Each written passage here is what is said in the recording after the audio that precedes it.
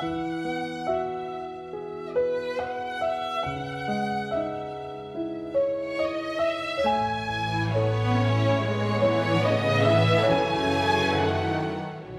saya Arya Febrian bisa hadir di CCTV Create Indonesia, tentu saja di acara ngobrol inspiratif dengan tema Ipar Siapa Yang Mau.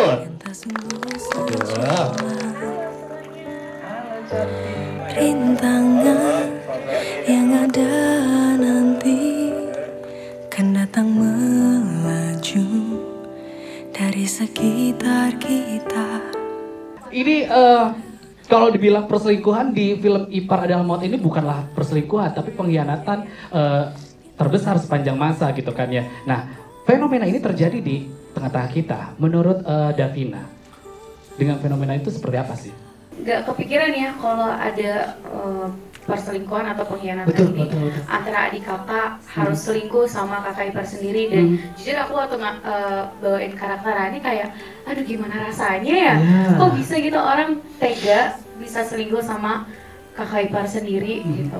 Sedangkan emang kita tuh dari kecil bareng, apalagi aku personal Devin ini punya adik perempuan. Kalau udah urusan keluarga pasti susah banget kan nolaknya, tapi ternyata dari karena saya main film ini, saya jadi paham bahwa ternyata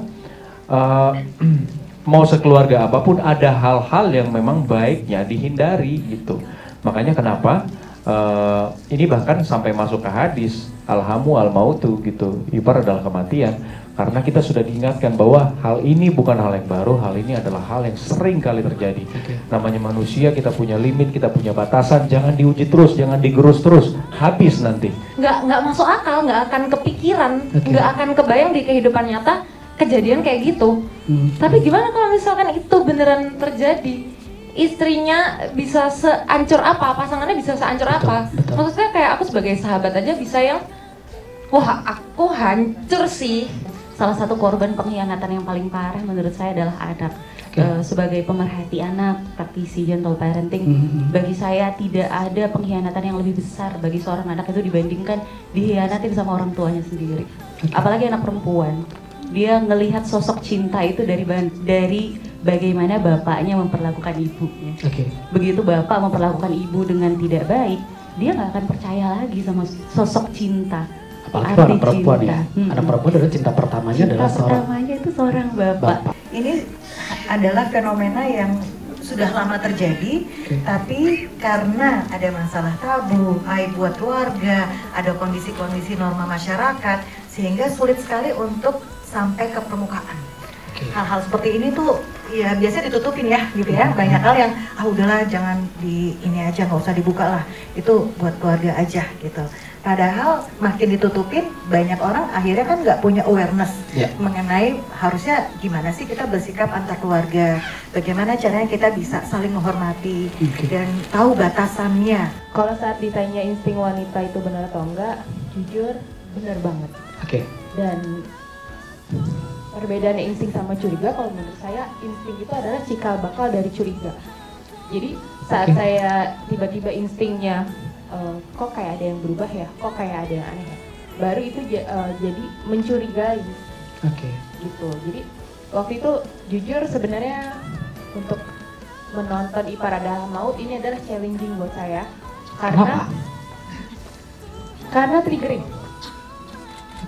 Saya korban perselingkuhan dan ya tapi bukan sama Ipar ya. Tapi untuk masuk ke ranah perselingkuhan itu masih triggering banget buat saya sampai saat ini. Padahal itu udah dari 2018 lalu. Gitu. Masih proses untuk menerimanya. Terus kalau untuk insting saat itu saya jujur ngerasa karena ada perilaku yang berubah, ada perilaku yang tidak biasa, akhirnya saya mencoba untuk cari tahu, tapi masih mencoba santai. Perilaku yang berubah. Perilaku atau kebiasaan suami yang biasanya nggak pakai minyak wangi, sekarang pokoknya ada hal-hal yang menurut saya berbeda dari biasanya gitu. Makanya sampai saat itu tiba-tiba kayak semesta mendukung sekali kecurigaan saya. tengah malam saya terbangun dan akhirnya saya ngecek HP suami dan saya menemukan semua fakta perselingkuhan itu. Tapi saat itu saya masih bisa untuk biasa aja karena kondisi anak saya masih bayi, masih 6 bulan saat itu, jadi ya udah biasa aja, sok biasa sampai suami berangkat, baru abis itu saya nge-research lagi sampai sejauh mana saya kuat untuk mencari tahu. Kebetulan saya Virgo yang lebih mengalahi dari detektif kalau mencari tahu. Pada saat itu sama kayak istri saya tuh Virgo juga. Ya. Pada saat itu handphone suami nggak terkunci. Saya tahu passwordnya, karena suami memang ngasih tahu. Jadi kita saling ngasih tahu password gitu. Jadi baik. Nggak masalah. Jadi pas saya buka kebetulan muncul langsung chat dia dengan perempuan tersebut. Gitu kan. Ya udah. Ya dari situ lah saya thanks to teknologi yang bisa lihat dari laptop, jadi web WhatsApp langsung saya pindah. Saya kembalikan HP suami, saya lihat dari laptop. Jadi karena udah nggak terlalu kuat, saya close dulu, saya tidur lagi, suami berangkat, saya buka laptop lagi. Langsung dan dari situ akhirnya, oh ternyata feelingku selama ini nggak salah, gitu. Ya udah akhirnya setelah itu kami memutuskan untuk berpisah karena ternyata ini pun bukan yang pertama kali, gitu. Jadi karena udah yang kesekian kali, udah bye, mendingan aku pergi, mendingan aku lepas dan alhamdulillah sekarang sudah bahagia. Cuma memang saat sudah menikah lagi? Belum. Oh belum. Doakan aja. Didoakan selalu ya. Mudah-mudahan masih ada jodohnya. Amin. Semoga masih dikasih jodoh sama Allah.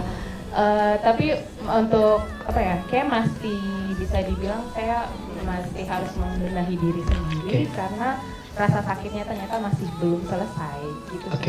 Syuting di lapangan itu ada beberapa kru mempertanyakan, emang nggak boleh ya? Karena memang apa ya? Itu ternyata menjadi hal yang biasa karena ada kru juga ada dititipin adiknya. Terus bahkan sampai kemudian bilang loh, itu sampai kalau sampai kejadian seperti itu gitu kan, itu berarti kakaknya bejat banget ya tuh gitu loh. Mas Hanel, coba dia.